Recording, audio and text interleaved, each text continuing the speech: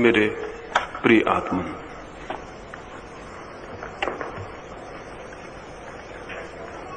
एक मित्र ने पूछा है,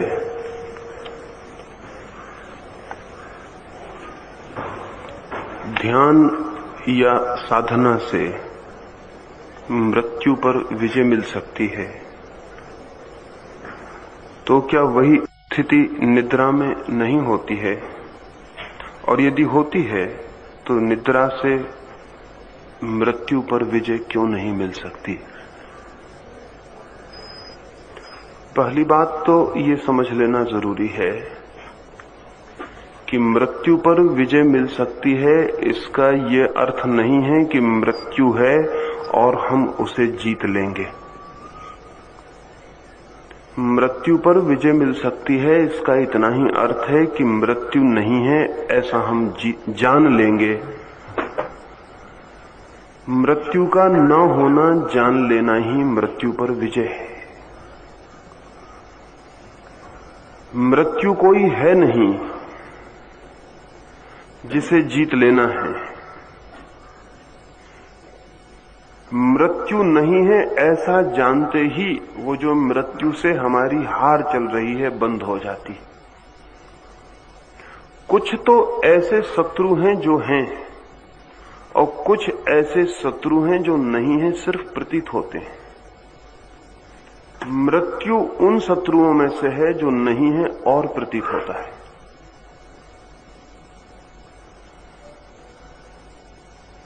इसलिए विजय का अर्थ ऐसा नहीं ले लेना कि कोई मृत्यु कहीं है और उसे हम जीत लेंगे। जैसे कोई आदमी अपनी छाया से लड़ने लगे और पागल हो जाए और फिर हम उसे कहें कि गौर से देखो छाया है ही नहीं, और वो छाया को देखे और हंसने लगे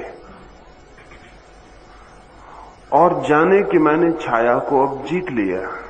छाया को जीतने का केवल इतना ही अर्थ है कि छाया इतनी भी न थी कि उससे लड़ा जाए। जो लड़ेगा वो पागल हो जाएगा, जो मृत्यु से लड़ेगा वो हार जाएगा, और जो मृत्यु को जान लेगा वो जीत जाएगा। इसका दूसरा मतलब ये भी हुआ कि अगर मृत्यु नहीं है तो वस्तुतः हम कभी मरते ही नहीं हैं, चाहे हम जानते हो और चाहे न जानते हो। ऐसा नहीं है कि दुनिया में दो तरह के लोग हैं, एक वे जो मरते हैं और एक वे जो नहीं मरते। ऐसा नहीं है। दुनिया में कोई भी कभी नहीं मरता है, लेकिन दुनिया में दो तरह के लोग हैं, एक वे जो जानते हैं कि नहीं मरते हैं और एक वे जो नहीं जानते हैं। इतना ही फर्क है। निद्रा में भी हम वहीं पहुंचते हैं जहां ध्यान में पहुंचते हैं, लेकिन फर्क इतना है कि निद्रा में हम बेहोश होते हैं और ध्यान में हम जागृत होते हैं। अगर कोई निद्रा में भी जागृत होकर पहुंच जाए तो वही हो जाएगा जो ध्यान में होता है। जैसे किसी बगीचे में किसी आदमी को हम क्लोरोफॉर्म दे के ले जाएं, स्ट्रेचर पर रख के, बेहोश स्ट्रेचर पर बेहोश पड़ा आदमी है, उसको हम बगीचे में ले जाएं। फूल बगीचे में होंगे, कोई बेहोश आदमी की वजह से फूल मिट नहीं जाएंगे। हवाएं होंगी, सुगंध होगी, सूरज निकला होगा, पक्षी गीत गाते होंगे, लेकिन उस आदमी को कुछ भी पता नहीं चलेगा। फिर हम उस बेहोश आदमी को बगीचे में घुमा के वापस लौट आए। वो आदमी होश में आए और हम उससे कहें कि देखा बगीचा, जाना बगीचा, वो कहे कैसा बगीचा। फिर उस आदमी को हम कहें कि तब तुम होश में चलो, तो वो आदमी कहे होश में बगीचे में पहुंचूंगा ना, तो फिर बेहोशी में पहुंचने में और होश में पहुंचने में फर्क क्या है? तो हम उससे कहेंगे फर्क इतना है कि होश में तुम जान सकोगे कि कहां पहुंचे, क्या देखा, फूल, सुगंध, पक्षियों के गीत, सुबह का सूरज। बेहोशी में तुम नहीं देख सकोगे, पहुंचोगे तो बेहोशी में भी उतना ही जितना कि होश में पहुंचे थे। लेकिन बेहोशी में पहुंचा हुआ आदमी ऐसा ही रहता है जैसे न पहुंचा हो। बेहोशी में पहुंचने का मतलब न पहुंचना ही है। हम नींद में भी वहीं पहुंचते हैं जहां ध्यान में कोई पहुंचता है, लेकिन नींद में भी उसी बगीचे में प्रवेश कर जाते हैं, उसी जीवन के बगीचे में जहां ध्यान में कोई प्रवेश करता है। लेकिन नींद में हम होते हैं बेहोश, रोज पहुंचते हैं और वापस लौट आते हैं।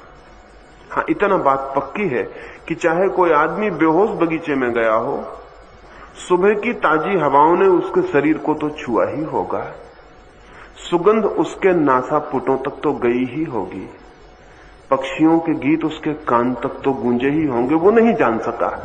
लेकिन बगीचे से बेहोश लौट आने पर भी शायद जगने पर वो कहे कि आज बड़ा अच्छा लग रहा है, बड़ी शांति मालूम पड़ रही है। नींद के बाद सुबह आप रोज कहते हैं कि नींद आ गई तो बड़ा अच्छा लग रहा है। क्या लग रहा है अच्छा? नींद आने से क्या अच्छा हो गया? जरूर नींद में आप कहीं गए हैं जहां कुछ हुआ है, लेकिन उसका कोई पता नहीं, सिर्फ छोटी सी खबर रह गई है पीछे कि अच्छा लग रहा है, सुबह जागकर अच्छा लग रहा है। तो जो आदमी रात गहरी नींद में पहुंच जाता है, वो सुबह ताजा होकर लौट आता है। वो किसी ताजगी के स्रोत तक गया, लेकिन बेहोश। और जो आदमी रात नहीं सो पाता, वो सुबह और भी थका मांदा होता है, जितना सांझ को थका मांदा नहीं था। और अगर एक आदमी कुछ दिन तक न सो पाए तो जीवन दूभर हो जाता है, क्योंकि जीवन के स्रोत से उसके संबंध विच्छिन्न हो जाते हैं। वो वहां तक नहीं पहुंच पाता जहां तक पहुंचना अत्यंत जरूरी है। दुनिया में कठिन से कठिन अगर कोई सजा हो सकती है तो वो मौत की नहीं है। मौत की सजा तो सरल है, क्षण भर में हो जाती है। सबसे बड़ी सजाएं जिन लोगों ने ईजाद की थी, वो सजाएं थी नींद ना आने देने की। किसी व्यक्ति को नींद ना आने देना सबसे बड़ी सजा है। तो आज भी चीन में या रूस में या हिटलर के जर्मनी में निरंतर कैदियों को जगाए रखने का उपाय किया जाता है। 15 दिन किसी कैदी को न सोने दिया जाए, उसकी जो पीड़ादायक स्थिति हो जाती है, उसकी हम कल्पना भी नहीं कर सकते। वो करीब करीब विक्षिप्त हो जाता है और वो सब बातें बोलने लगता है जिन्हें उसने रोकने की कोशिश की थी, जिन्हें कि उसके दुश्मन जानना चाहते हैं। वो अपने आप बोलने लगता है, अनर्गल उसके मुंह से सब निकलने लगता है। उसे होश ही नहीं रह जाता कि अब क्या हो रहा है। तो चीन में तो वो पूरा व्यवस्थित उपाय बनाए हुए हैं कि 6-6 महीने तक कैदियों को न सोने देंगे। उनकी स्थिति बिल्कुल विक्षिप्त हो जाएगी। वे भूल ही जाएंगे कि वे कौन हैं, उनका नाम क्या है, उनका धर्म क्या है, उनकी जाति क्या है, वे किस गांव के रहने वाले हैं, किस देश के, वे सब भूल जाएंगे। क्योंकि निद्रा न आने से अस्त व्यस्त अराजक उनका चित्त हो जाएगा। फिर उनको जो भी सिखाना है वो सिखाया जाएगा। तो अमेरिका के जो सैनिक कोरिया के युद्ध में रूस में पड़ गए, चीन में पकड़ गए थे, उन सबको उन्होंने जगह जगह के ऐसी हालत कर दी कि जब वे वापस लौटे तो वे अमेरिका को गाली देते हुए लौटे और कम्युनिज्म की प्रशंसा करते हुए लौटे, क्योंकि उनको पहले सोने नहीं दिया गया। इसके बाद जब उनका चित्त अस्त व्यस्त हो गया, तब उनको कम्युनिज्म का दिन रात पाठ पढ़ाया गया। पहले उनकी आइडेंटिटी, वो कौन है, इसको अस्त व्यस्त कर दिया। फिर उनको बताया कि तुम कौन हो, उनको बताया कि तुम तो कम्युनिस्ट हो। वो बेचारे यही सीख के वापस लौटे। हैरान उन सैनिकों को देख के अमेरिका के मनोवैज्ञानिक हुए कि इनको क्या हो गया है। नींद न आने दी जाए तो व्यक्ति अपने जीवन स्रोत से असंबंधित हो जाता है। दुनिया में नास्तिकता बढ़ती जाएगी जिस मात्रा में नींद कम होती चली जाएगी। जिन मुल्कों में नींद जितनी कम हो जाएगी, उन मुल्कों में नास्तिकता उतनी ही ज्यादा हो जाएगी। जिन मुल्कों में नींद जितनी गहरी होगी, आस्तिकता उतनी ही ज्यादा होगी। लेकिन ये आस्तिकता नास्तिकता बिल्कुल अनजानी है, परिचित नहीं है, बेहोशी की है। क्योंकि जो आदमी गहरा सोता है वो दिन भर शांति से जीता भी है, और जो आदमी गहरा नहीं सोता वो दिन भर बेचैन और परेशान जीता है। बेचैन और परेशान मन ईश्वर को स्वीकार करने की किस हालत में व्यवस्था बनाए। पीड़ित, अतृप्त, क्रोध से भरा मन इंकार करता है, अस्वीकार करता है। पश्चिम में जो निरंतर बढ़ती हुई नास्तिकता है, उसके बुनियाद में विज्ञान नहीं है, उसके बुनियाद में नींद का अस्त व्यस्त हो जाना है। आज न्यूयॉर्क में 30% लोग हैं कम जो बिना दवा लिए नहीं सो सकते हैं। और मनोवैज्ञानिक कहते हैं कि 100 साल अगर ऐसी स्थिति रही तो न्यूयॉर्क जैसे नगर में कोई भी व्यक्ति बिना दवा लिए नहीं सो सकेगा। नींद एकदम खो गई है। और ये हो सकता है कि जो आदमी जिसकी नींद खो जाती है वो ये विश्वास न कर सके। अगर आप वो आपसे पूछे कि आप कैसे सोते हैं, आपके सोने की तरकीब क्या है, और आप कहें कि कोई तरकीब नहीं, मैं तो बिस्तर पर सिर रखता हूं और सो जाता हूं, तरकीब है ही नहीं, सोने की कोई तरकीब है आपके पास, बस सिर रखते हैं और सो जाते हैं, तो वो कहे क्यों झूठ बोलते हैं, असंभव है ये बात, जरूर कोई तरकीब होगी जो मुझे पता नहीं, क्योंकि सिर तो मैं भी रखता हूं तकिए पर, लेकिन सो नहीं पाता हूं। तो झूठ कहते हैं आप। और एक वक्त आ सकता है, आज से 1000-2000 वर्ष बाद, भगवान न करे ऐसा वक्त आए, लेकिन लगता है ऐसा वक्त आ जाएगा जबकि स्वाभाविक नींद सभी की खो गई होगी। और तब लोग ये विश्वास न कर सकेंगे कि आज से 1000-2000 साल पहले लोग बस रात को बिस्तर पर सिर रखते थे और सो जाते थे। और वो कहेंगे कि ये कपोल कल्पित पुराण की बातें मालूम पड़ती हैं, ये बातें सच नहीं, ये हो ही नहीं सकता, क्योंकि जो हमें नहीं होता है वो किसी को कैसे हो सकता है, यही कठिनाई है। मैं आपको ये इसलिए कह रहा हूं कि आज से 3 या 4000 वर्ष पहले लोग इसी तरह आंख बंद करते थे और ध्यान में चले जाते थे। जितनी सरलता से आज आप सो जाते हैं और 2000 वर्ष बाद या आज भी न्यूयॉर्क में सोना मुश्किल है, बंबई में भी मुश्किल होता चला जा रहा है, आज नहीं कल द्वारका में भी मुश्किल होगा। ये वक्त के फासले की बात है और कोई कठिनाई नहीं है इसमें। तो आज हम विश्वास नहीं कर सकते हैं कि जमाना ऐसा भी रहा होगा कि आदमी ने सोचा कि ध्यान में जाऊं, बैठा, आंख बंद की और ध्यान में चला। हम कहेंगे ये कैसे हो सकता है, क्योंकि हम भी तो आंख बंद करके बैठते हैं, कहीं नहीं जाते, विचार तो चक्कर ही लगाए रहते, हम तो जा ही नहीं पाते। ध्यान भी प्रकृति के निकट आदमी के लिए इतना ही सरल था जितनी नींद प्रकृति के निकट जो आदमी है उसको सरल है। पहले ध्यान गया, अब नींद जाएगी, क्योंकि पहले वे चीजें जाती हैं जो चेतन है, फिर वे चीजें जाती हैं जो अचेतन है। और ध्यान चला गया तो दुनिया करीब करीब अधार्मिक हो गई है, और नींद चली जाएगी तो दुनिया पूरी तरह अधार्मिक हो जाएगी। नींद से रिक्त पृथ्वी पर धर्म की कोई संभावना नहीं रह जाने वाली।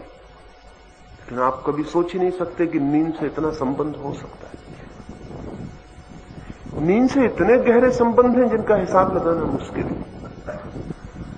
व्यक्ति कैसा सोता है इस पर पूरा निर्भर है कि वो कैसा जिएगा।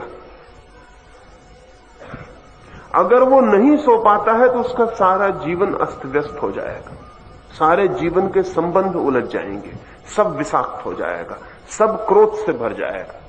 और अगर व्यक्ति गहरा सोता है तो उसके जीवन में एक ताजगी, एक शांति, एक आनंद का भाव बहता रहेगा। उसके संबंध में, उसके प्रेम में, उसकी सारी चीजों में एक शांति बनी रहेगी। लेकिन अगर नींद खो गई तो उसका परिवार, उसकी पत्नी, उसका पति, उसका बेटा, उसकी मां, उसका पिता, उसका शिक्षक, विद्यार्थी, सब अस्त व्यस्त हो जाएंगे।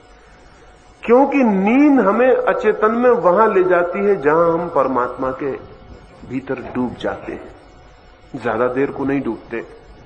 स्वस्थ से स्वस्थ आदमी भी सिर्फ गहरे में 10 मिनट के लिए पहुंचता है पूरी रात की 8 घंटे की नींद में। 10 मिनट के लिए ऐसा क्षण आता है जब आप पूरी तरह डूब जाते हैं, जब सपना भी नहीं होता है। जब तक सपना चल रहा है तब तक नींद पूरी नहीं है, तब तक जागने और नींद के बीच में आप भटक रहे हैं। सपना जो है वो अर्ध निद्रा, अर्ध जागृत स्थिति है। सपने का मतलब है कि आंख तो बंद है लेकिन आप सो नहीं गए, बाहर की दुनिया के प्रभाव अभी काम कर रहे हैं। दिन में जिनसे मिले थे अभी रात में भी सपने में उनसे मिलना जारी है। सपना बीच की जगह है, और हम में से बहुत लोग नींद से तो टूट गए हैं, सपने में ही है, नींद तक पहुंचते ही नहीं। ये दूसरी बात है कि सुबह आपको याद न रह जाता हो कि रात भर सपना देखा। लेकिन अभी अमेरिका में उन्होंने कोई 10 बड़े प्रयोगशालाएं स्थापित की, जिनमें कोई 1000 आदमी आज 10 वर्षों से निरंतर प्रयोगशालाओं में सो रहे हैं जाके रात। उनका अध्ययन किया जा रहा है कि नींद क्या है। अमेरिका की उत्सुकता इस समय नींद में इतनी है, और इसलिए ध्यान में भी है। इसलिए कोई महेश योगी या कोई भी जाके, जिनका ध्यान से कोई भी संबंध नहीं, वो लोग भी जाके अमेरिका में कुछ भी ट्रिक्स की बातें कर दें कि राम राम राम राम जपो, तो लाखों लोग सुनने को उत्सुक है। वो नींद टूट गई है, इसलिए वो ध्यान में भी उत्सुक है। वो सोचते हैं शायद इससे भी नींद आ जाए, शांति आ जाए। इसलिए ध्यान उनको एक तरह का ट्रैंक्विलाइजर से ज्यादा नहीं है। जब विवेकानंद ने पहली दफा अमेरिका में ध्यान की बात की, तो एक डॉक्टर ने आकर विवेकानंद को कहा कि मुझे तो आपके ध्यान से बड़ा आनंद आया, ये तो बिल्कुल नॉन मेडिसिनल ट्रैंक्विलाइजर है, बिना दवा की नींद की दवा, नॉन मेडिसिनल ट्रैंक्विलाइजर। दवा भी नहीं है और नींद भी आ जाती, तो बहुत ही अच्छा। अमेरिका में जो आपके योगियों का प्रभाव पड़ रहा है, उसका कारण योगी नहीं है, उसका कारण वहां नींद का खो जाना, और कोई कारण नहीं। वहां नींद एकदम खराब हो गई, और नींद खराब हो गई तो पूरा जीवन बोझिल और उदास और तनाव से भर गया। इसलिए ट्रैंक्विलाइजर्स का निरंतर बढ़ता हुआ रूप सामने आ रहा है। किसी तरह नींद कैसे लाई जा सके। करोड़ों अरबों रुपयों का ट्रैंक्विलाइजर अमेरिका खर्च कर रहा है प्रतिवर्ष। 10 बड़ी लेबोरेटरीज बना के वहां 1000 लोगों को निरंतर सुलाया जा रहा है। सोने के पैसे दिए जा रहे हैं, सोने का रात भर का उनको पैसा होता है, क्योंकि रात भर उनकी नींद को कई तरह की तकलीफें दी जाती हैं। सब तरफ इलेक्ट्रोड लगे रहते हैं बिजली के, पूरे हजारों वायर लगे रहते हैं शरीर में, सब तरफ से जांच चलती रहती है कि उनके भीतर क्या हो रहा है। एक सबसे अद्भुत जो घटना उन प्रयोगों में आई है वो ये है कि करीब करीब आदमी रात भर सपने देखता है। वो आदमी भी जो सुबह कहता है कि मैंने कोई सपना नहीं देखा। फर्क स्मृति का है। जो आदमी कहता है सुबह कि मैंने सपना देखा, उसकी स्मृति थोड़ी ठीक है, और जो आदमी कहता है मैंने सपना रात नहीं देखा, उसकी स्मृति थोड़ी कमजोर है। और कोई फर्क नहीं, सारे लोग रात भर सपना देख रहे हैं। हाँ, ये अनुभव हुआ है कि 10 मिनट के लिए पूर्ण स्वस्थ आदमी सपने से मुक्त हो जाता है। और सपने अब जांचे जा सकते हैं, क्योंकि हमारे मस्तिष्क की जो नसें हैं वो चलती रहती हैं। जब सपना बंद होता है तो वो बंद हो जाती है। उनके बंद हो जाने से मशीन खबर दे देती है कि गैप आ गया, अब ये आदमी सपना भी नहीं देख रहा है, ये भीतर विचार भी नहीं कर रहा है, सपना भी नहीं देख रहा है, ये आदमी कहीं खो गया। तो ये बड़े मजे की बात है कि वो जो यंत्रों की उन्होंने जांच पड़ताल की है, उस जांच पड़ताल से तब तक तो पता चलता है कि आदमी क्या कर रहा है जब तक सपने चलते हैं। जैसे ही सपने गए कि मशीन गैप बता देती कि अब गैप हो गया, आदमी कहां गया पता नहीं। आप सुन रहे हैं, नींद का मतलब है कि आदमी कहीं ऐसी जगह चला जाता है कि मशीन नहीं पकड़ पाती। उसी गैप में आदमी परमात्मा में प्रवेश कर जाता है। वो जो अंतराल बीच का जो खाली जगह है, जो मशीन नहीं पकड़ती, मशीन इतनी खबर देती है कि यहां तक पकड़ा, फिर इसके बाद घुप आदमी कहीं खो गया। फिर 10 मिनट के बाद पकड़ शुरू होगी। 10 मिनट आदमी कहां था ये बताना मुश्किल है। इसलिए आज अमेरिका का मनोवैज्ञानिक कहता है कि नींद सबसे बड़ा रहस्य, और नींद सबसे बड़ा रहस्य, असल में परमात्मा के बाद नींद ही रहस्य है, और कोई रहस्य नहीं है। सबसे ज्यादा मिस्टीरियस। आप रोज सोते हैं लेकिन आपको कुछ भी पता नहीं कि नींद क्या है। जिंदगी भर से सो रहे हैं लेकिन इससे कोई फर्क नहीं पड़ता। ये मत सोचना कि हम जिंदगी भर से सो रहे हैं तो हमको पता है कि नींद क्या है। नींद का बिल्कुल आपको पता नहीं, क्योंकि नींद तब होती तब आप नहीं होते। ध्यान रखना, जब तक नींद नहीं होती तब तक आप होते हैं। इसलिए आपको वहीं तक पता है जहां तक मशीन को पता है। जहां तक मशीन बताती है कि हां अभी सपना चल रहा है, वहां तक आपको भी पता हो सकता है, क्योंकि उस गैप में, उस रिक्त स्थान में जहां मशीन चुप हो जाती है और कह देती बस हमारे बस के बाहर हो गई ये बात, या आदमी कहीं चला गया जहां हम नहीं पहुंचते, वहां आप भी नहीं पहुंचते, क्योंकि आप भी एक मशीन से ज्यादा नहीं। उस गैप में आप भी नहीं पहुंचते। इसलिए नींद एक रहस्य है जहां हमारी कोई पहुंच नहीं। इसलिए नहीं है कि हम ही मिट जाते हैं तभी नींद आती है, और इसलिए जितना अहंकार बढ़ता जाता है उतनी नींद कम होती चली जाती। अहंकारी आदमी को नींद खत्म हो जाती, क्योंकि अहंकार कहता है कि मैं 24 घंटे कहता है मैं, उठता है तो कहता है मैं, चलता है तो कहता है मैं, सड़क पर निकलता है तो कहता है मैं। वो 24 घंटे मैं इतने ज्यादा कहता है कि जब नींद के वक्त मैं छोड़ने का समय आता है तब वो मैं को नहीं छोड़ पाता, नींद मुश्किल हो जाती, नींद असंभव है। मैं को रहते नींद असंभव है।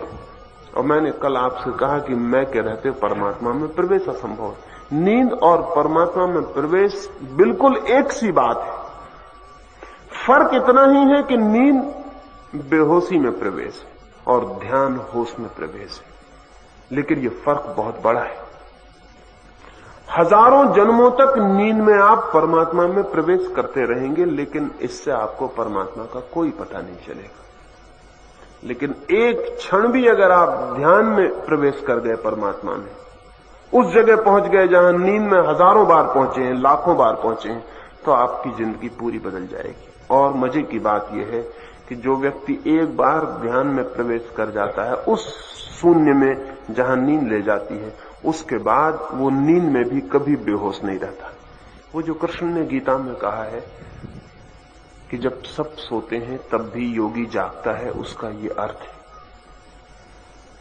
जब सब सो जाते हैं तब भी वो जागता है। इसका मतलब ये नहीं कि योगी नहीं सोता है, योगी से बढ़िया कोई भी नहीं सोता है। योगी जैसा सोता है वैसा कोई सोता ही नहीं, लेकिन फिर भी उसकी निद्रा के उस गहराई में भी उसका एक तत्व जो ध्यान प्रवेश हो गया है उसका, वो जागा रहता है और वो जागते हुए रोज नींद में प्रवेश करता है। तब उसके लिए ध्यान और नींद एक ही बातें हो जाती हैं, तो कोई फर्क नहीं रह जाता, कोई फर्क ही नहीं रह जाता। तब वो नींद में भी होश से ही प्रवेश करता है। एक बार ध्यान से कोई भीतर चला जाए फिर वो कभी भी नींद में बेहोश नहीं है। बुद्ध के पास आनंद वर्षों तक रहा, वर्षों तक बुद्ध के पास सोया। एक दिन बुद्ध से सुबह सुबह उसने पूछा कि मैं बड़ा हैरान हूं, आज वर्षों हो गए हैं मैं आपको देखता हूं, आप एक ही करवट सोते हैं, रात भर जैसे सोते हैं रात भर वैसे ही सोए रहते हैं। पैर जहां होता है सांझ, वो सुबह वहीं होता है। मैंने कई बार रात के जाग के भी देखा, कुछ रातें मैंने पूरे बैठ के भी देखा, तो आपका हाथ भी नहीं हिलता, जहां हाथ रख लेते हैं बस वो वहीं रहा आता है, जहां पैर रख लेते हैं वहीं रहा आता है। करवट भी नहीं लेते। क्या रात भर भी हिसाब रखते हैं सोने का भी? बुद्ध ने कहा हिसाब रखने की जरूरत नहीं है, होश में ही सोता हूं। तो करवट बदलने की कोई जरूरत नहीं मालूम होती, जरूरत मालूम हो तो बदल सकता हूं। बुद्ध ने कहा कि तुम जो रात भर करवट बदलते हो वो कोई नींद की जरूरत नहीं है, वो तुम्हारे बेचैन चित्त की जरूरत है। वो चित्त बेचैन एक जगह एक रात में भी नहीं टिक सकता। दिन की तो बात ही अलग है, रात सोते में भी शरीर पूरे वक्त बेचैनी जाहिर करता रहता है। एक आदमी को सोते हुए देखें, अगर रात भर अभी जो प्रयोग कर रहे हैं उसमें हैरान हुए, रात भर बेचैनी जाहिर है, जारी है। जितना दिन में हाथ चलता है उतना रात में भी चल रहा है। रात में भी जैसे कोई दिन में दौड़ता हो तो सांस भर जाए, ऐसा सपने में दौड़ना चल रहा है, सांस भर जाती, थक जाता आदमी। दिन में भी लड़ रहा है, रात में भी लड़ रहा है। दिन में भी क्रोध कर रहा है, रात में भी क्रोध कर रहा है। दिन में भी वासना से भरा है, रात भी वासना से भरा है। दिन और रात में कोई बुनियादी फर्क नहीं है, सिर्फ इतना है कि थक के पड़ा हुआ है, बेहोश हो गया है, बाकी सब चल रहा है। बुद्ध ने कहा कि मुझे बदलना हो तो बदल लूं, लेकिन कोई जरूरत नहीं है तो। पर हमें ख्याल नहीं। देखिए एक आदमी कुर्सी पे बैठा है तो पूरे वक्त टांगे हिला रहा है, कोई उससे पूछे ये टांगे किस लिए हिल रही, चलते वक्त हिले, समझ में आता है। ये कुर्सी पे बैठ के टांगे क्यों हिल रही, वो कहते ही से बंद हो जाएगा, एकदम एक सेकंड नहीं हिलाएगा फिर, लेकिन बता नहीं सकेगा कि क्यों हिल रही। भीतर बेचैनी कप रही है, वो सब तरफ से सारे शरीर को कपा रही है। भीतर बेचैन चित्त है, वो एक क्षण एक स्थिति में नहीं रह सकता। पैर चलाएगा, सिर हिलाएगा, बैठे बैठे भी करवट बदलना चल रहा है। इसलिए तो 10 मिनट ध्यान में बैठना मुश्किल हो जाता है, क्योंकि 1000 शरीर के हिस्से कहने लगते हैं ये करो, पैर को यहां करो, सिर को यहां करो, इसको ऐसा करो, उसको वैसा करो। वो तो पूरे वक्त करवाते रहते हैं, हमको ख्याल नहीं, लेकिन ध्यान में हम ख्याल से बैठते हैं तो मालूम होता है ये शरीर कैसा है कि एक सेकंड एक जगह नहीं रहना चाहता पूरे वक्त। वो मन की ही उलझन, तनाव, मन का ही उत्तेजना, मन की ही तरंगें शरीर तक प्रभावित होती। नींद में कोई 10 मिनट के लिए सब खो जाता है। वे 10 मिनट पूर्ण स्वस्थ और शांत आदमी को उपलब्ध होते हैं, सभी को नहीं। कोई 5 मिनट, कोई 4 मिनट, कोई 3 मिनट, कोई 2 मिनट, कोई 1 मिनट। अधिकतम लोगों को 2 मिनट, 1 मिनट उपलब्ध होता है। उतने ही 1 मिनट पर हम 24 घंटे चलाते हैं। वो 1 मिनट में जो रस मिल जाता है जड़ों में उतर के, और उससे ही हम 24 घंटे की जीवन को चला लेते हैं। उतनी देर में दिया जो तेल पा जाता है 24 घंटे जल लेता है। इसलिए तो दिया बहुत मंदा मंदा जलता है। उतना तेल ही नहीं इकट्ठा हो पाता जीवन का कि दिया तेजी से जल सके, कि दिया मसाल बन सके। वो नहीं हो पाता। ध्यान धीरे धीरे धीरे धीरे जीवन के स्रोत पर खड़ा कर देता है। फिर ऐसा नहीं है कि हम उसमें से चुल्लू भर भर के लाते हैं, फिर हम स्रोत में ही खड़े हो जाते हैं। फिर ऐसा नहीं है कि हम कोई तेल दिए में भरते हैं, फिर तो तेल का सागर ही उपलब्ध हो जाता है। फिर हम उसमें ही जीने लगते हैं। और वैसा जीना नींद को विलीन कर देता है। इस अर्थ में नहीं कि आदमी नहीं सोता है, इस अर्थ में कि सोते हुए भी भीतर कोई जागा ही रहता है, और तब सपने बिल्कुल खो जाते हैं। योगस्थ व्यक्ति जागता है, सोता है, लेकिन सपने नहीं देखता। सपने बिल्कुल खो जाते हैं। और जब सपने खो जाते हैं तो विचार खो जाते हैं। जागरण में जिसे हम विचार कहते हैं उसे ही निद्रा में स्वप्न कहते हैं। स्वप्न और विचार में फर्क नहीं है, फर्क थोड़ा सा ही है। विचार थोड़े सभ्य हो गए सपने थोड़े आदिम, ओरिजिनल विचार हैं। असल में बच्चे या पुरानी आदिम जातियां चित्रों में ही सोच सकती हैं, शब्दों में नहीं। मनुष्य का पहला जो सोचना है वो चित्रों में ही होता है। जैसे एक बच्चे को भूख लगी तो बच्चा शब्दों में नहीं सोचता कि मुझे भूख लगी है। बच्चा मां के स्तन को देख सकता है, स्तन को पीते हुए चित्र देख सकता है। स्तन मिलना चाहिए ऐसी आकांक्षा से भर सकता है, शब्द नहीं बना सकता। शब्द तो बहुत बाद में बनने शुरू होते हैं, पहले तो चित्र ही होते हैं। और अगर हमें भाषा ना आती हो तो फिर हम भी चित्रों का उपयोग करते हैं। आप किसी प्रदेश चले जाएं जहां की भाषा आपको नहीं आती और पानी पीना हो तो आप दोनों हाथ मुंह के पास करके कहेंगे कि मुझे पानी पीना। क्योंकि जब शब्द नहीं है तब चित्र की जरूरत पड़ जाती है, क्योंकि चित्र हमारी। और मजे की बात यह है कि शब्दों की भाषाएं अलग हैं, चित्रों की भाषाएं अलग नहीं। दुनिया के किसी कोने पे चले जाएं और हाथ चुल्लू बना के मुंह के पास करके कहें, कोई भी समझ लेगा कि पानी पीना। क्योंकि चित्र की भाषा प्रत्येक आदमी की एक है। शब्द हमने अलग अलग ईजाद किए हैं, लेकिन चित्र हमारी ईजाद नहीं है। चित्र तो मनुष्य के मन की भाषा है।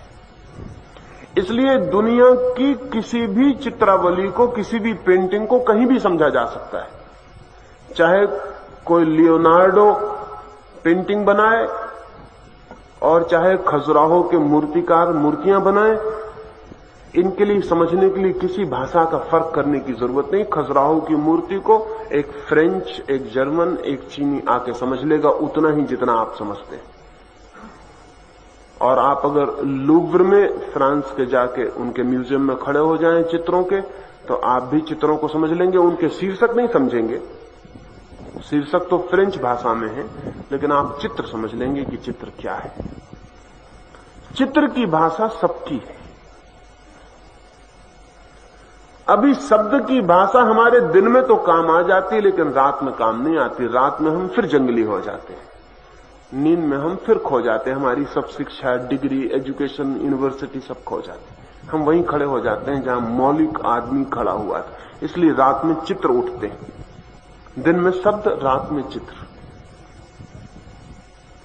और इसलिए दिन में अगर हमें किसी को प्रेम करना है तो हम प्रेम करने की भाषा में सोच सकते हैं, भाषा में। लेकिन रात में अगर प्रेम करना है तो सिवाय चित्रों के और कोई उपाय नहीं रह जाता, चित्र ही रह जाते। इसलिए सपने बड़े जीवंत मालूम पड़ते हैं, उतना विचार जीवंत नहीं मालूम होता। सपने बहुत जीवंत मालूम होते हैं, पूरा चित्र खड़ा हो जाता। और इसीलिए अगर आप एक उपन्यास पढ़ें तो आपको उतना आनंद नहीं आता, वही उपन्यास की फिल्म बन जाए तो बहुत आनंद आता है देखने में। उसका कुल कारण इतना है कि फिल्म जो है वो चित्रों की भाषा में है और उपन्यास जो है वो शब्दों की भाषा में। इसलिए अगर मुझे आप सामने देख के सुन रहे हैं तो आपको सुनने में ज्यादा आनंद आता है। मेरी ही बात आप टेप से सुनेंगे तो इतना आनंद नहीं आएगा, क्योंकि यहां चित्र भी मौजूद है, वहां सिर्फ शब्द मौजूद है। चित्र हमारे निकट की भाषा है, प्राकृतिक। तो रात शब्द चित्र बन जाते हैं, बस इतना ही फर्क है।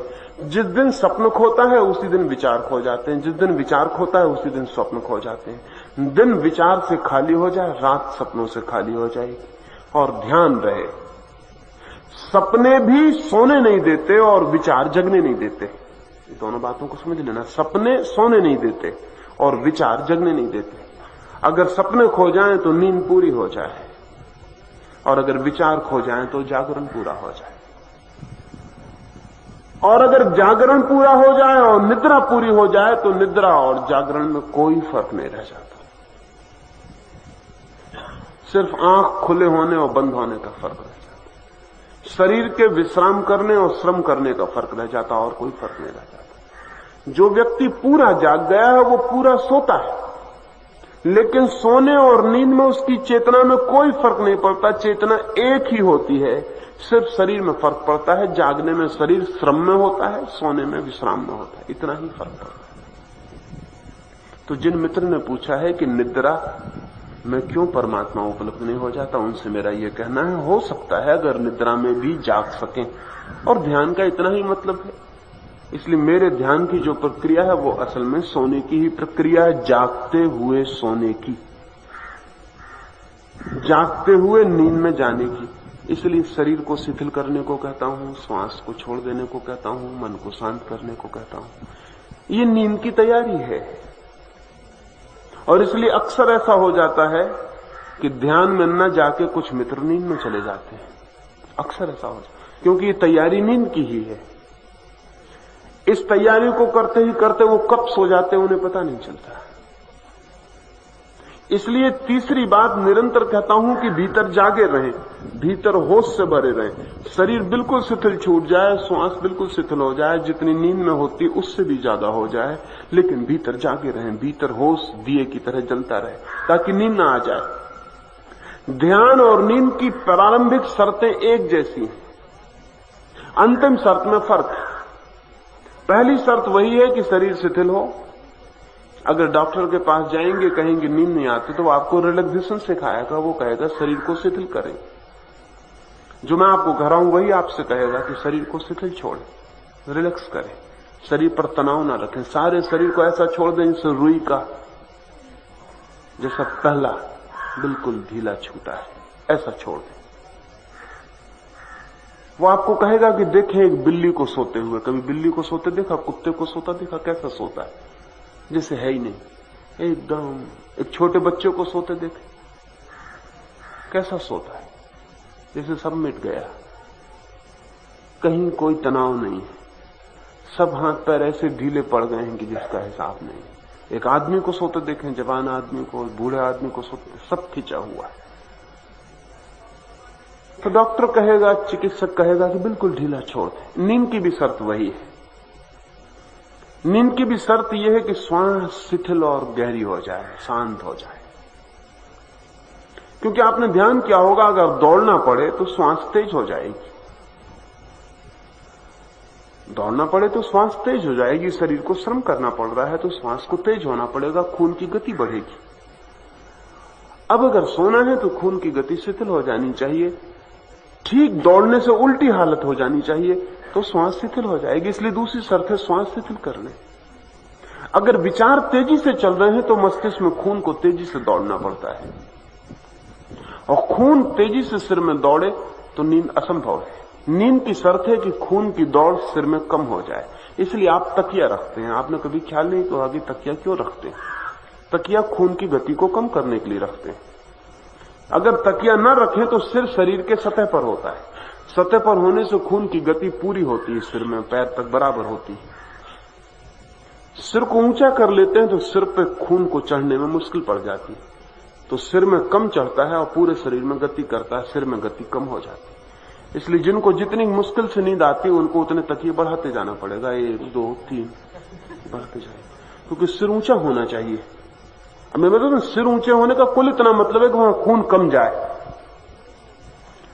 वहां खून कम जाएगा तो नींद जल्दी आ जाएगी, क्योंकि वहां गति न होगी तो मस्तिष्क शिथिल हो जाएगा।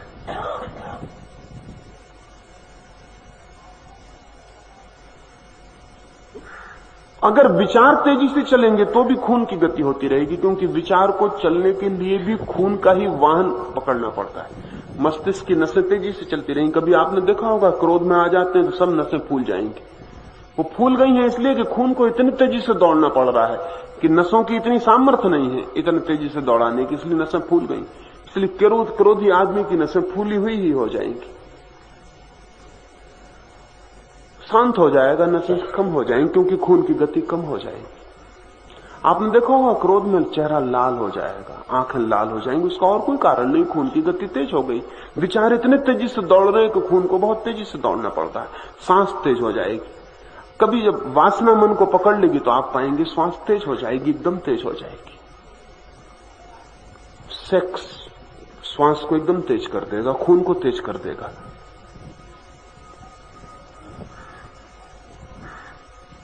पसीना छूट जाएगा शरीर से,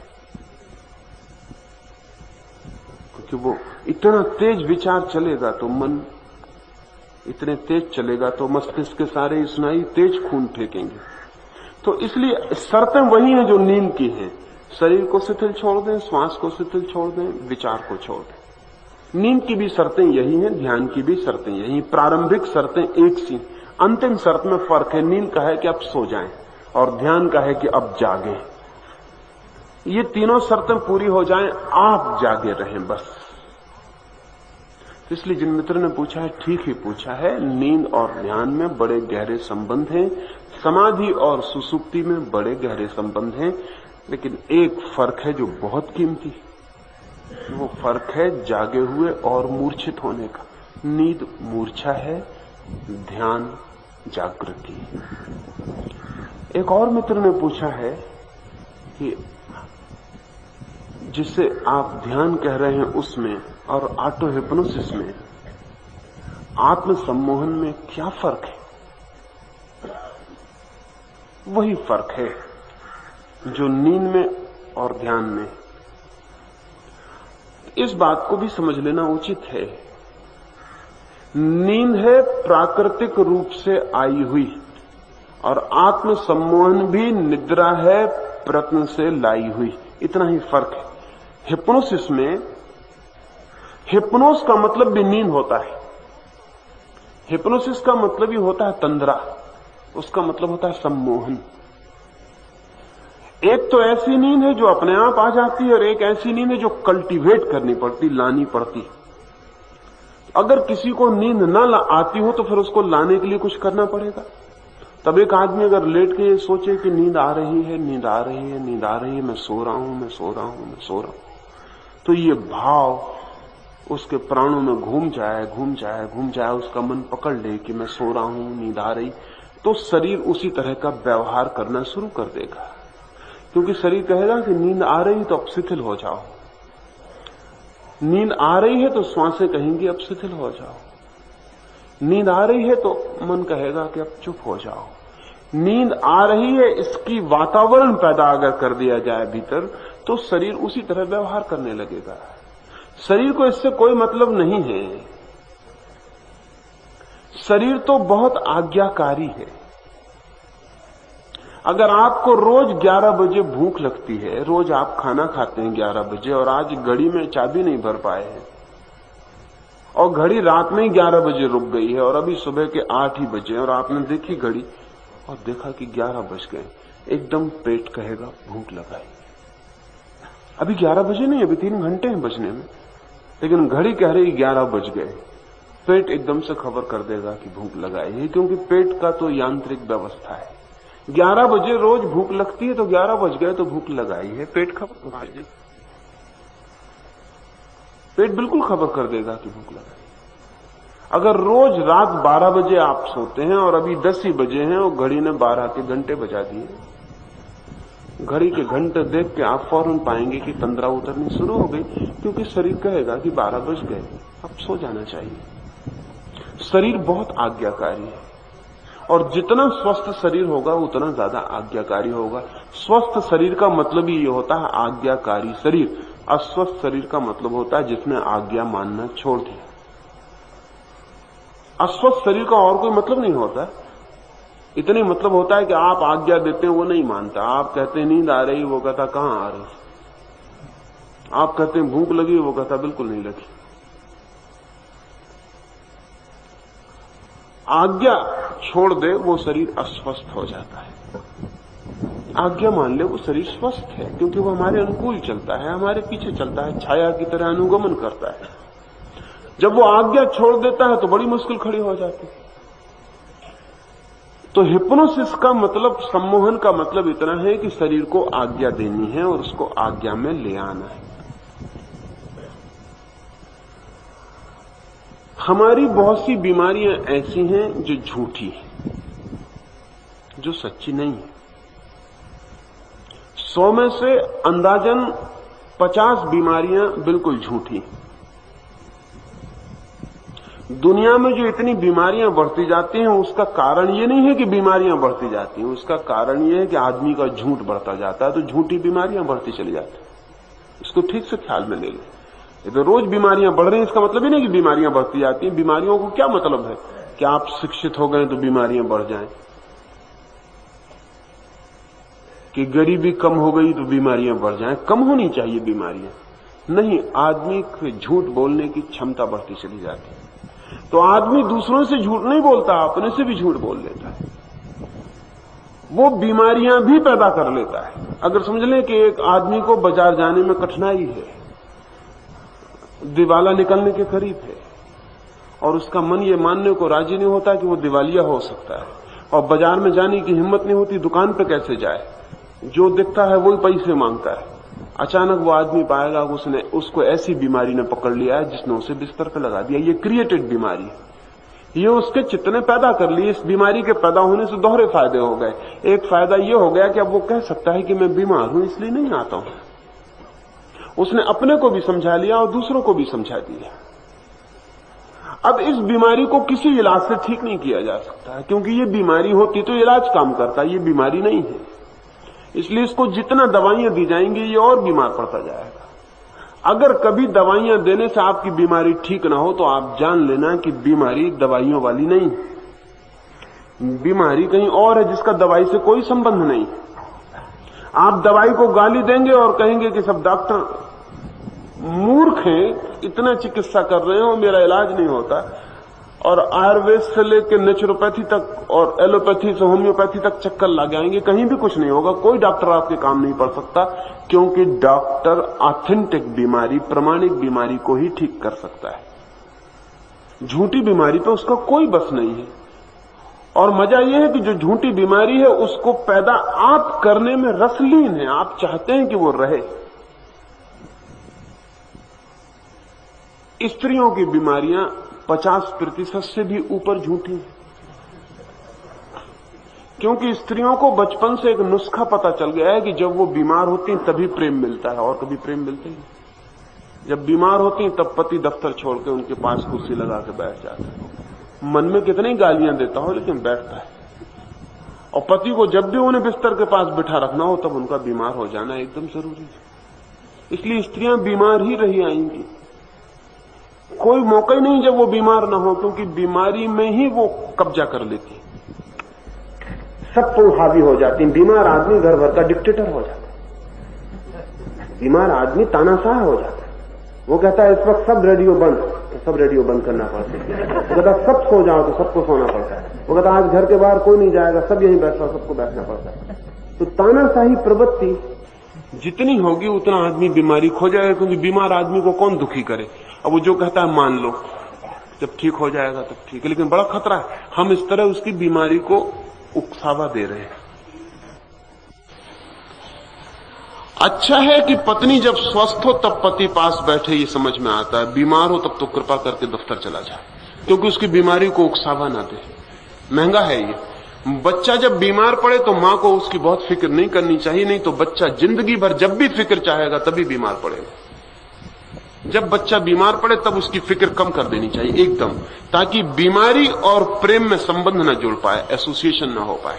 यानी बच्चों को ऐसा ना लगे कि जब मैं बीमार होता हूं तब मां को मेरे पैर दबाने पड़ते हैं, सिर दबाना पड़ता है। जब बच्चा खुश हो, प्रसन्न हो, तब उसके पैर दबाओ, सिर दबाओ, ताकि खुशी से प्रेम का संबंध जुड़े।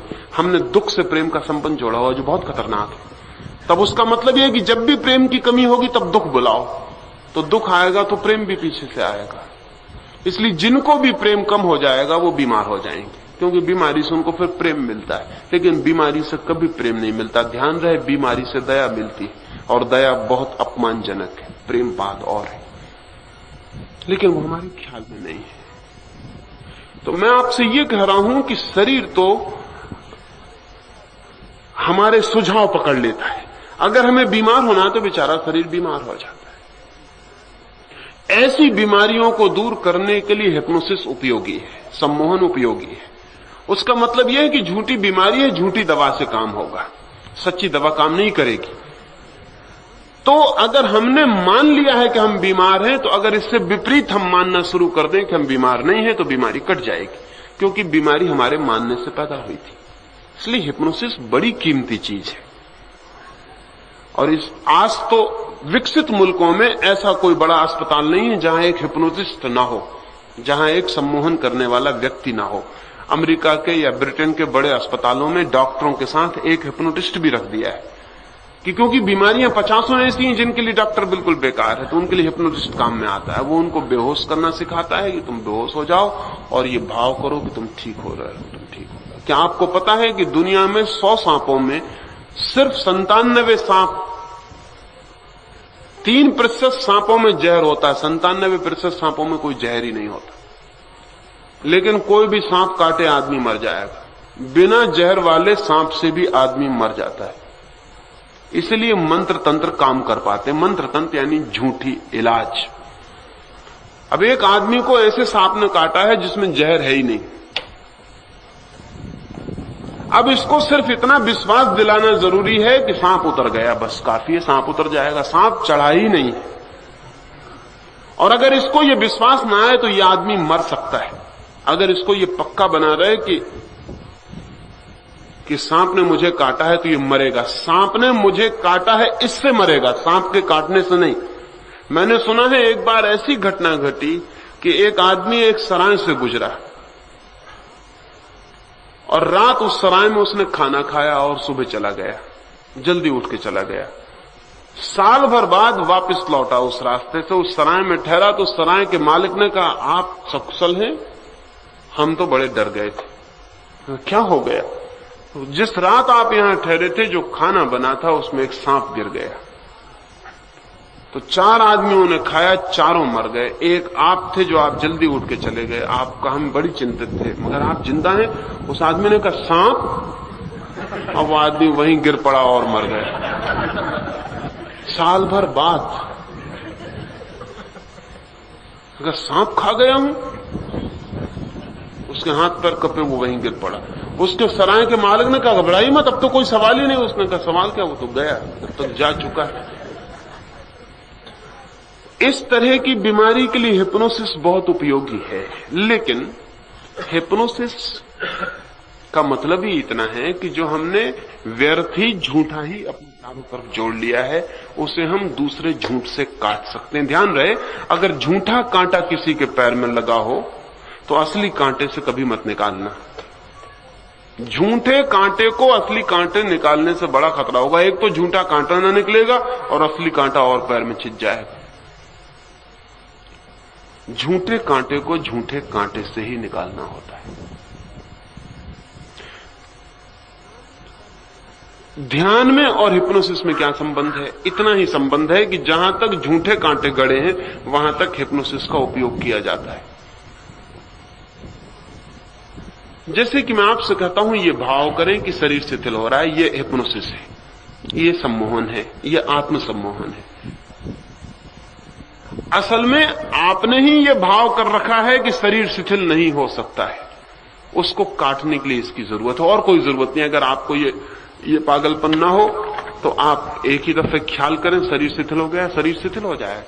शरीर को शिथिल करने के लिए ये काम नहीं हो रहा है। आपकी जो धारणा है कि शरीर शिथिल होता ही नहीं है, उसको काटने के लिए आपके मन में ये धारणा बनानी पड़ेगी कि शरीर शिथिल हो रहा है, शरीर शिथिल हो रहा है, शरीर शिथिल हो रहा है। आपकी झूठी धारणा को इस दूसरी झूठी धारणा से काट दिया जाएगा, और जब शरीर शिथिल हो जाएगा तो आप जानेंगे कि हां, शरीर शिथिल हो गया। और शरीर का शिथिल होना बिल्कुल स्वाभाविक धर्म है। लेकिन हम इतने तनाव से भर गए हैं, और तनाव हमने इतना पैदा कर लिया है कि अब उस तनाव को मिटाने के लिए भी हमें कुछ करना पड़ेगा। तो हिप्नोसिस का इतना उपयोग है। जो आप भाव करते हैं, शरीर शिथिल हो रहा है, श्वास शांत हो रही है, मन शांत हो रहा है, ये हिप्नोसिस है। लेकिन यहीं तक, इसके बाद ध्यान शुरू होता है। यहां तक ध्यान है ही नहीं। ध्यान इसके बाद शुरू होता है जब आप जागते, जब आप दृष्टा हो जाते, जब आप देखने लगते हैं कि हां, शरीर शिथिल पड़ा है, श्वास शांत चल रही है, विचार बंद हो गए या विचार चल रहे हैं। जब आप देखने लगते हैं, बस आप सिर्फ देखने लगते हैं, वो जो दृष्टा भाव है वही ध्यान है। उसके पहले तो हिप्नोसिस ही है। और हिप्नोसिस का मतलब है लाई गई निद्रा, और कोई मतलब नहीं है। नहीं आती थी, हमने लाए हैं, प्रयास किया है, उसे बुलाया है, आमंत्रित किया है।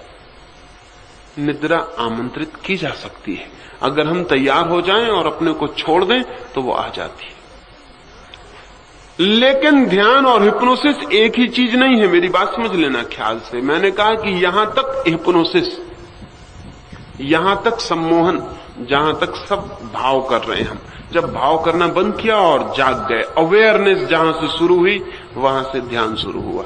जहां से दृष्टा साक्षी भाव शुरू हुआ वहां से ध्यान शुरू हुआ। और इस हिप्नोसिस की इसलिए जरूरत है कि आप उल्टी हिप्नोसिस में चले गए। यानी इसको अगर वैज्ञानिक भाषा में कहना पड़े तो ये हिप्नोसिस न हो के डी हिप्नोसिस है। ये सम्मोहन न हो के सम्मोहन तोड़ना है। सम्मोहित हम हैं, पर हमें पता नहीं, क्योंकि हमने जिंदगी में हम सम्मोहित हो गए, हमको पता ही नहीं। हमको ख्याल ही नहीं कि हमने कितने तरह के सम्मोहन कर लिए, और हमने किस किस तरकीब से सम्मोहन को पैदा कर लिया। हमारी पूरी जिंदगी का बड़ा हिस्सा सम्मोहन का है। और जब हम सम्मोहित होना चाहते हैं तो हम ख्याल ही नहीं रखते कि हम ये क्या कर रहे हैं। जैसे उदाहरण के लिए हम जिंदगी भर ऐसे ही जीते हैं। वो हमें ख्याल में आ जाए तो सम्मोहन टूट जाए, सम्मोहन टूटे तो भीतर प्रवेश हो सकता है, क्योंकि सम्मोहन असत्य की दुनिया है। जैसे समझे कि एक आदमी साइकिल चलाना सीख रहा है, बड़ा रास्ता है, 60 फीट चौड़ा है, और एक पत्थर पड़ा हुआ है एक किनारे पर, एक मील का पत्थर लगा हुआ है। अब वो आदमी 60 फीट चौड़े रास्ते पर अगर आंख बंद करके भी साइकिल चलाए तो बहुत कम मौके हैं कि उस पत्थर से टकराए। आंख बंद करके भी चलाए तो भी 60 फीट चौड़े रास्ते पर जरा सा एक पत्थर लगा हुआ, उस पर टकराने की क्या जरूरत। लेकिन उस आदमी को अभी साइकिल चलाना नहीं आता। उसे रास्ता पहले नहीं दिखाई पड़ता, पहले उसे पत्थर दिखाई पड़ता है। पहले उसको ये डर है कि टकरा ना जाऊं। बस उसको जैसे ये डर हुआ कि टकरा ना जाऊं तो वो हिप्नोटाइज्ड हुआ। यानी हिप्नोटाइज होने का मतलब ये कि रास्ता दिखना बंद हुआ, पत्थर दिखना शुरू हुआ। अब उसे पत्थर दिखने लगा। अब वो डर रहा है, उसका हैंडल घूमने लगा पत्थर की तरफ। वो जितना हैंडल घूमता वो डर रहा है, और जहां ध्यान है वहीं तो हैंडल जाएगा। और ध्यान उसका पत्थर पे, और ध्यान इसलिए है कि टकरा ना जाऊं। टकरा ना जाऊं पत्थर से तो रास्ता मिट गया, पत्थर ही रह गया। और वो पत्थर की तरफ सम्मोहित चला जा रहा है, और जितना जाता है उतना घबराता है, जितना घबराता है उतना जाता है। वो आदमी पत्थर से टकरा गया।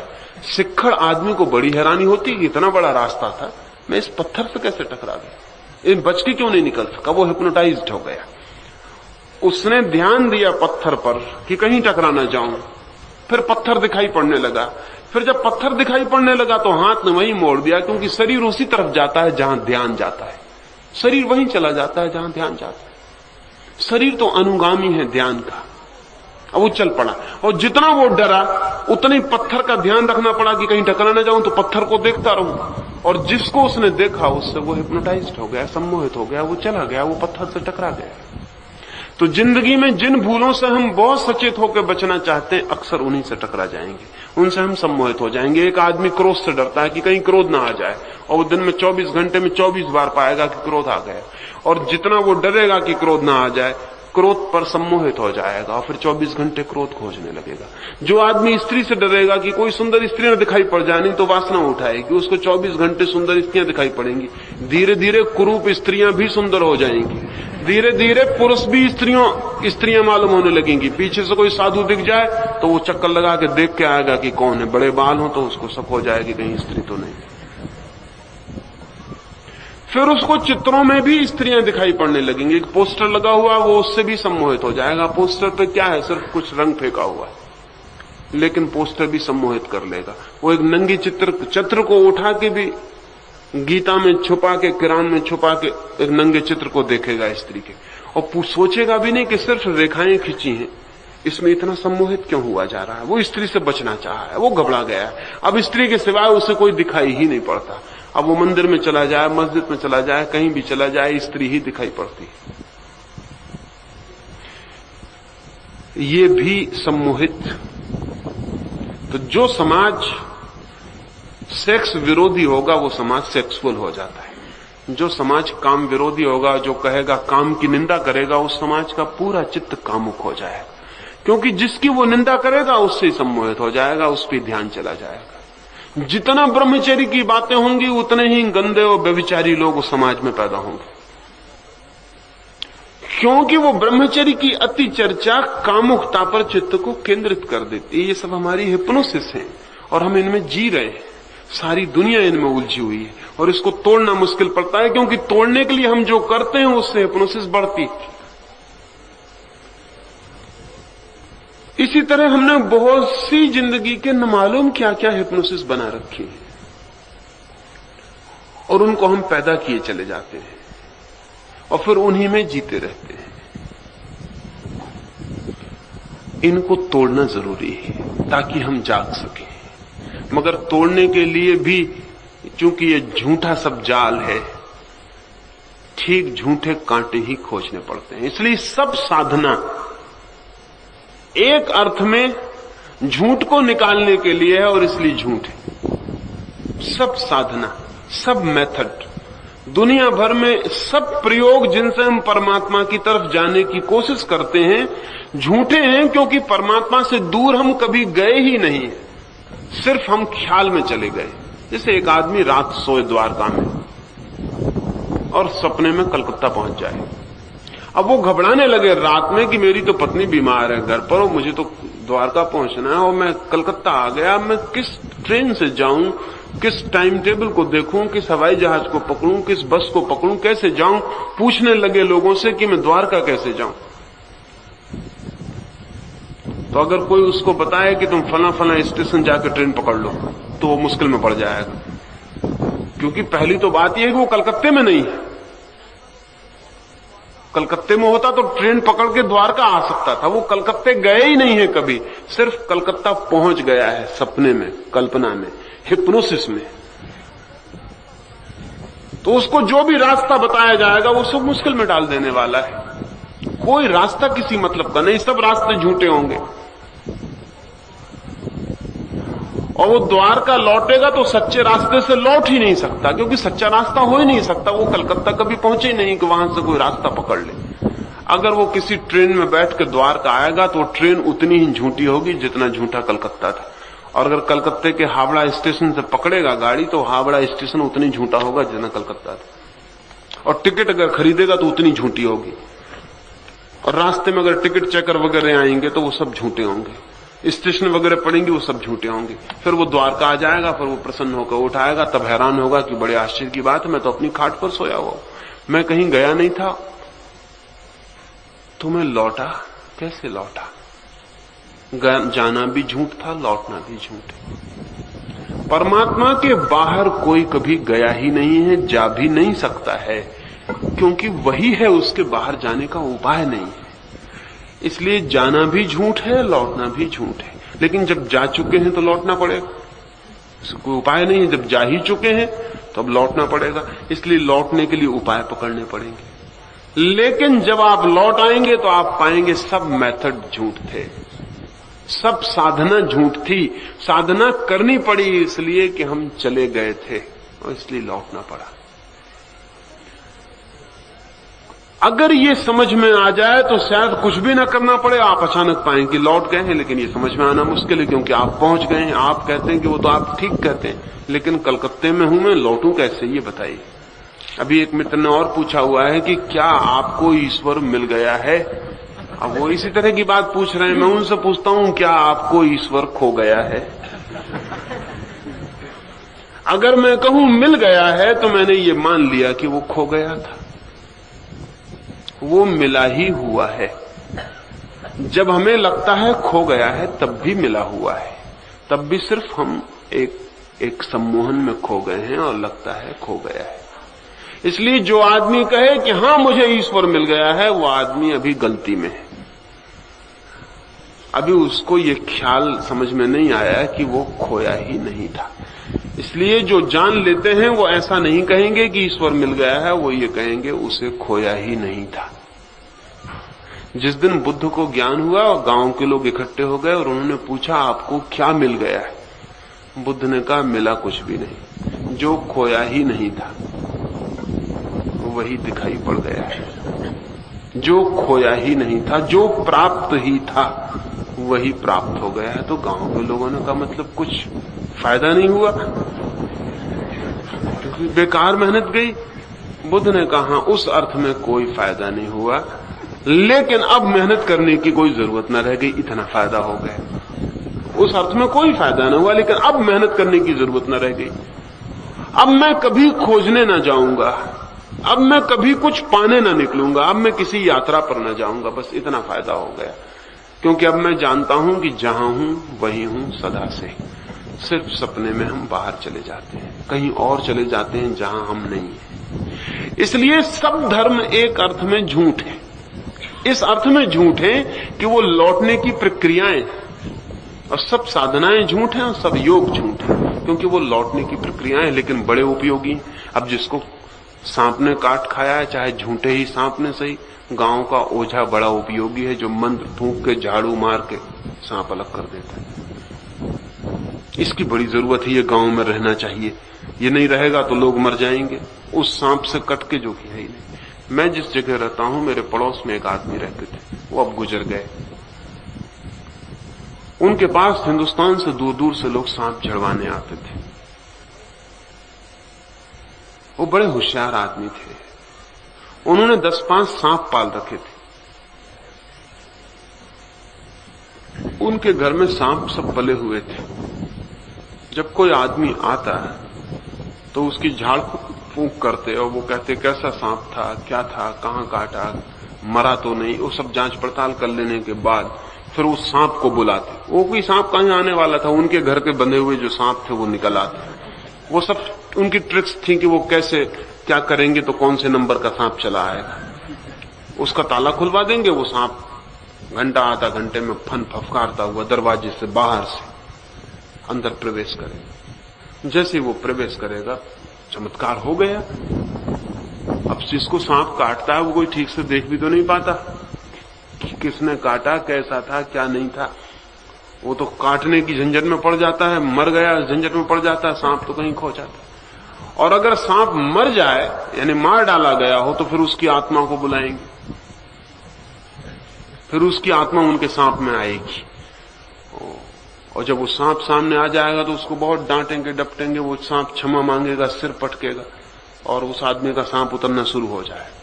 और वो कहेंगे कि ठीक है वापस इसका जहर पी लो, तो उसके घाव पर वो सांप मुंह लगाएगा और वो आदमी ठीक हो गया, वो आदमी गया।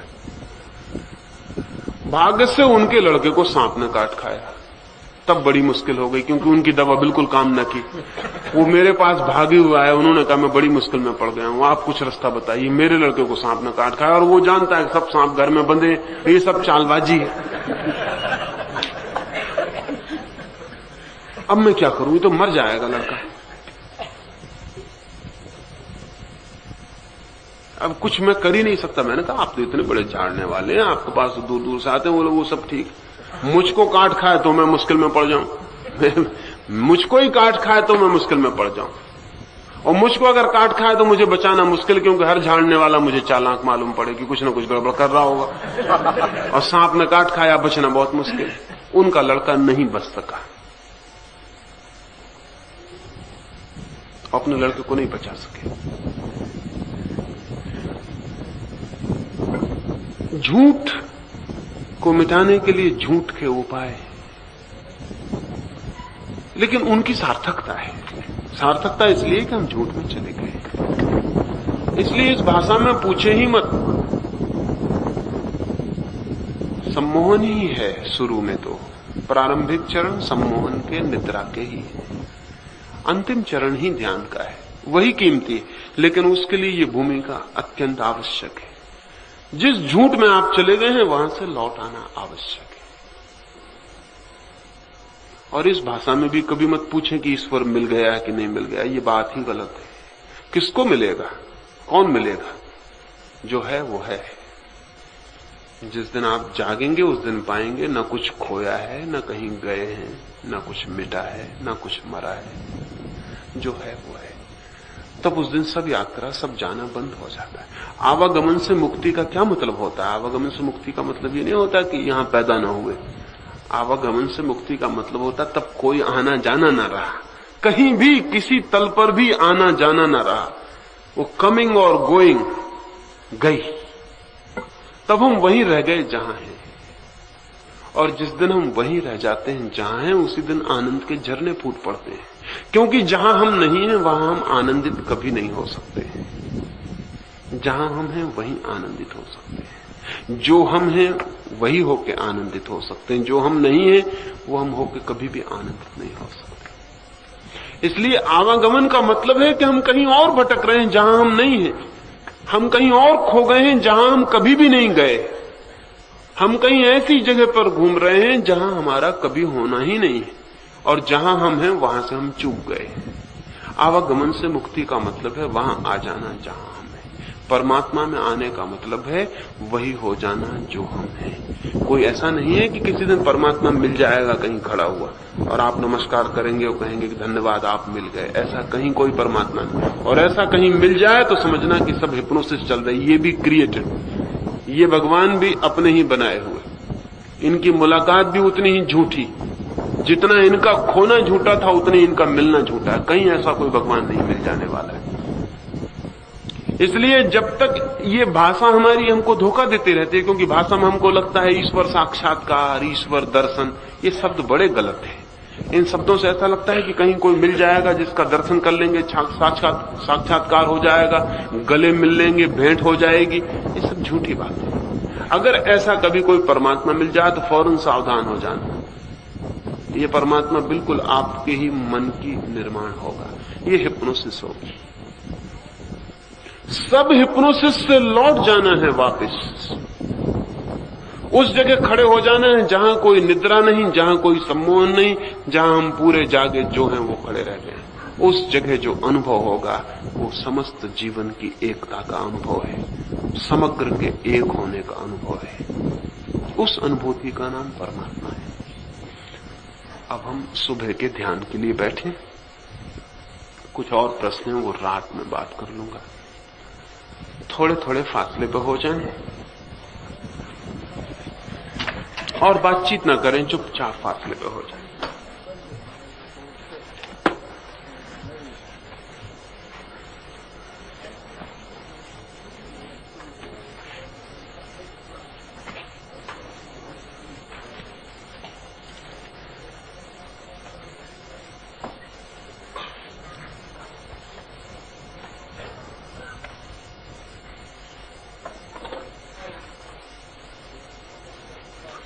हाँ, जगह बना लें, जिन्हें लेटना हो वो लेट जाएं, वो लेटने लायक जगह बना लें। और बीच में भी किसी का गिरने जैसी हालत हो जाए तो उसे गिर जाना, उसे अपने को रोकना नहीं। और ऊपर ढलान पे चले जाएं लेकिन जगह बना लें, क्योंकि पीछे किसी के ऊपर गिर जाएं या तो तकलीफ मालूम हो आपको भी और दूसरे का ध्यान भी बढ़ जाए, तो हट जाएं।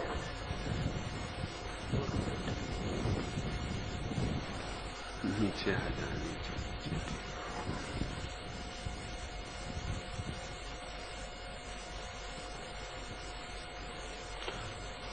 हाँ,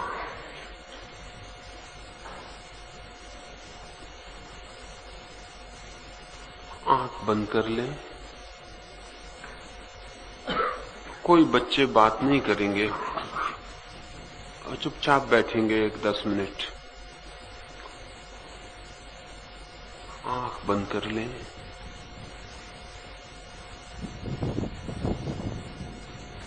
शरीर को ढीला छोड़ दें, शरीर को शिथिल छोड़ दें।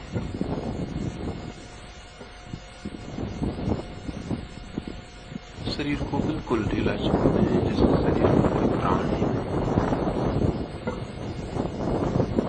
सारी शक्ति को भीतर चले जाने दें। शक्ति शरीर की भीतर जा रही है, भीतर बही जा रही है, भीतर हम सिकुड़े जा रहे हैं और शरीर एक खोल की तरह बाहर टंगा रह जाएगा, चाहे गिर जाए, चाहे अटका रह जाए, लेकिन बाहर एक कपड़े की खोल की तरह रह जाएगा। भीतर सरक जाएं और शरीर को शिथिल छोड़ दें। फिर मैं सुझाव देता हूं, मेरे साथ अनुभव करें। अनुभव करें, शरीर शिथिल हो रहा है, शरीर शिथिल हो रहा है, शरीर शिथिल हो रहा है। भाव करें और शरीर को बिल्कुल ढीला छोड़ दें। शरीर बिल्कुल आज्ञाकारी है। जब पूरा भाव करेंगे शरीर एकदम मुर्दा हो जाएगा। भाव करें, शरीर शिथिल हो रहा है, शरीर शिथिल हो रहा है, शरीर शिथिल हो रहा है, शरीर शिथिल हो रहा है। शरीर बिल्कुल शिथिल होता जा रहा है। छोड़ दें, सारी पकड़ छोड़ दें। शरीर को भीतर से पकड़े न रहें, बिल्कुल छोड़ दें। अपनी सारी पकड़ सरका लें। अपना शरीर ही नहीं है। जैसे अब जो होगा होगा, गिरेगा गिरेगा, खोएगा खोएगा। बिल्कुल हट जाएं पीछे, भाव को हटा लें। शरीर शिथिल हो रहा है, शरीर शिथिल हो रहा है, शरीर शिथिल हो रहा है, शरीर शिथिल हो रहा है, शरीर शिथिल हो रहा है, शरीर शिथिल हो रहा है। शरीर शिथिल हो गया है, छोड़ दें। शरीर पर सब पकड़ छोड़ दें, गिरे गिर जाए। शरीर शिथिल हो गया है, जैसे बिल्कुल मुर्दा हो गया, जैसे बिल्कुल मृत हो गया। मर ही जाएं, शरीर के तल पर बिल्कुल मर जाएं, जैसे शरीर गया। शरीर अब नहीं है, हम अलग हो गए हैं, हम दूर हट गए हैं। श्वास शांत हो रही है। भाव करें, श्वास शांत होती जा रही है, श्वास शांत हो रही है, श्वास शांत हो रही है, श्वास शांत हो रही है, श्वास शांत हो रही है, श्वास शांत हो रही है, श्वास शांत होती जा रही है, श्वास शांत होती जा रही है। छोड़ दें, श्वास को भी छोड़ दें और भीतर हट जाएं। श्वास शांत हो गई है, श्वास शांत हो गई है, श्वास शांत हो गई है, श्वास शांत हो गई है। श्वास से भी पीछे हट गए हैं, श्वास शांत हो गई। विचार भी शांत हो रहे हैं, विचार भी शांत हो रहे हैं, विचार भी शांत हो रहे हैं। विचार से भी हट जाएं, विचार को भी छोड़ दें। विचार शांत होते जा रहे हैं, विचार शांत हो रहे हैं, विचार शांत हो रहे हैं।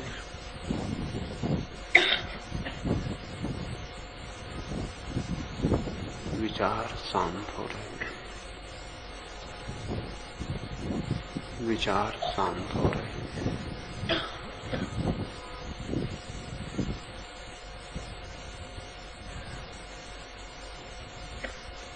विचार शांत हो रहे हैं।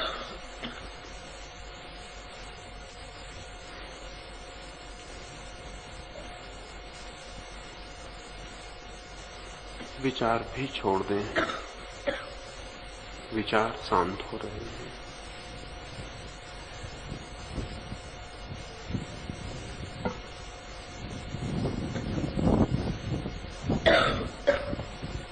देखो वो 4 लोग पीछे से उठ जाओ वहां से। वो लड़के उठो, तुम उठ जाओ वहां से बाहर निकल जाओ।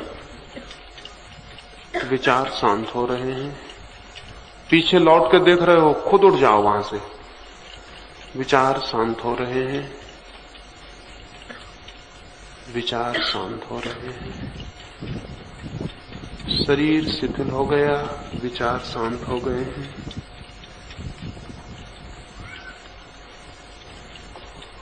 दस मिनट के लिए भीतर जागे हुए रह जाएं। 10 मिनट के लिए भीतर जागे हुए रह जाएं। 10 मिनट के लिए सब मर गया है, हम भीतर एक ज्योति की तरह जागे हुए रह गए हैं। शरीर दूर पड़ा रह गया है, श्वास दूर सुनाई पड़ रही है। विचार शांत हो गए हैं, भीतर हमारी चेतना जागी हुई देख रही है। सो नहीं जाना है, भीतर जागे रहना है। भीतर जागते हुए भीतर देखते रहें, दृष्टा हो जाएं। और एकदम गहराई शुरू होगी, सन्नाटा शुरू होगा, शून्य शुरू होगा। अब 10 मिनट के लिए चुप भीतर देखते रह जाएं।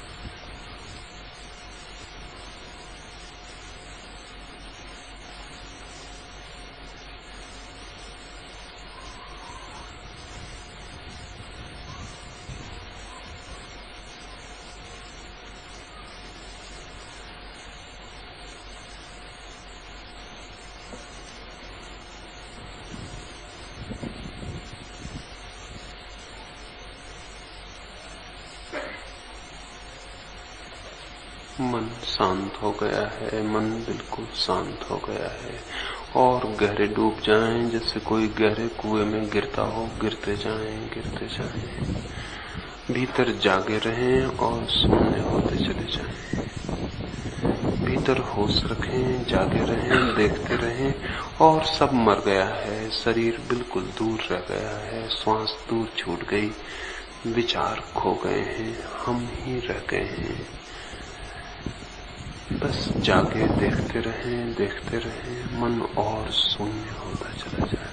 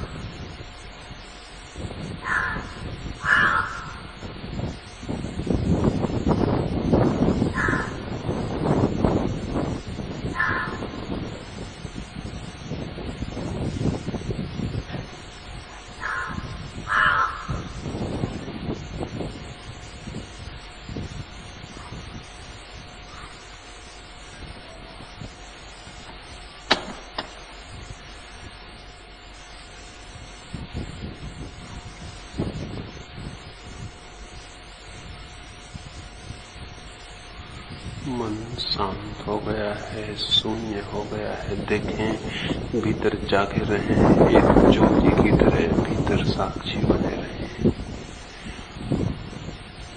और धीरे धीरे स्वयं का होना भी मिट जाएगा, फिर कुछ भी न रह जाएगा। एक शून्य मात्र रह जाएगा, एक होश मात्र रह जाएगा। देखें, भीतर देखें और गहरे उतर जाएं।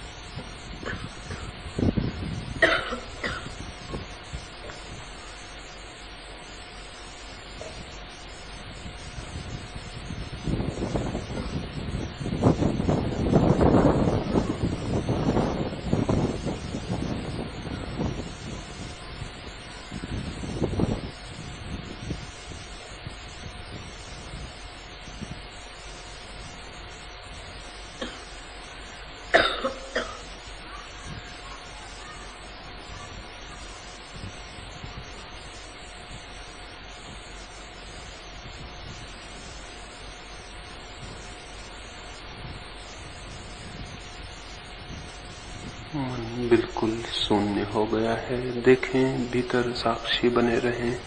मन बिल्कुल शून्य हो गया, मन शून्य हो गया। सब मिट गया, सब मर गया, सिर्फ वही रह गया जो अमृत है। सिर्फ वही रह गया जो अमृत है। सिर्फ चेतना मात्र रह गई। सब मिट गया, सब मर गया, सब समाप्त हो गया।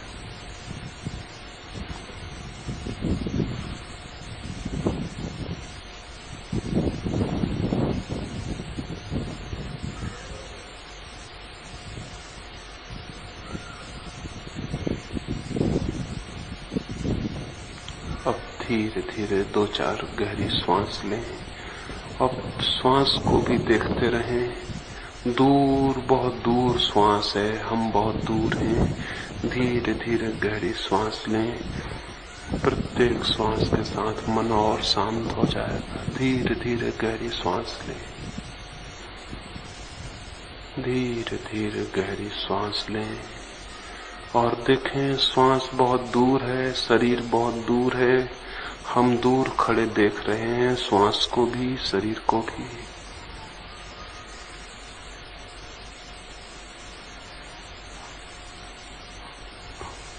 धीरे धीरे गहरी श्वास लें और फिर आहिस्ता आहिस्ता आंख खोलें, वापस लौट आए। जो लोग गिर गए हैं वो धीरे धीरे गहरी श्वास लेंगे, फिर बहुत आहिस्ता से आंख खोलेंगे, फिर बहुत धीरे धीरे उठेंगे। उठते न बने एकदम से तो थोड़ी और गहरी श्वास लेंगे, फिर उठेंगे। फिर भी उठते न बने तो लेटे रहेंगे, जल्दी नहीं करेंगे, धीरे धीरे उठें।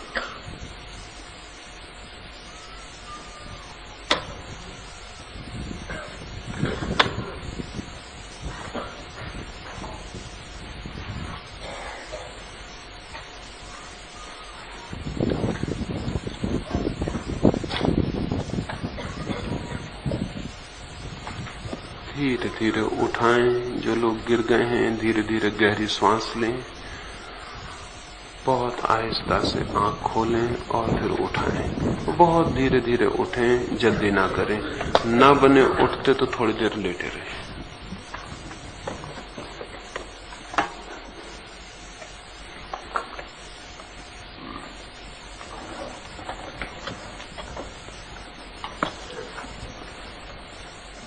हमारी सुबह की बैठक पूरी हो गई।